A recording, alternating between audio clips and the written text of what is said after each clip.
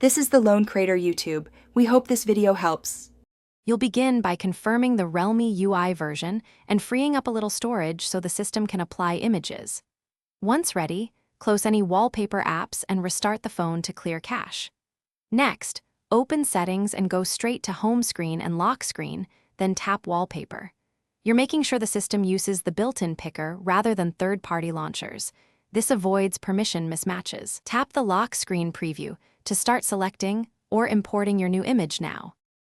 You now pick the image source, local images, or the built-in wallpapers collection.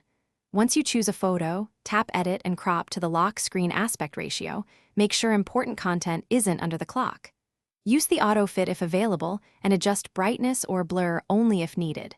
When the preview looks right, select Set As and choose Lock Screen Only. Confirm and allow permissions if the system prompts. This prevents the image from applying to the home screen by mistake. After setting, lock the device and wait it to verify the wallpaper appears correctly on the lock screen. If it doesn't show, make sure the file type is supported and then clear the wallpaper or settings app cache.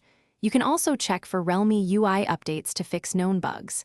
If problems persist, remove third-party launchers and retry. As a last resort, back up your data and consider a factory reset. This resolves persistent configuration errors, but use it only when Thanks for watching. Consider subscribing if we helped you.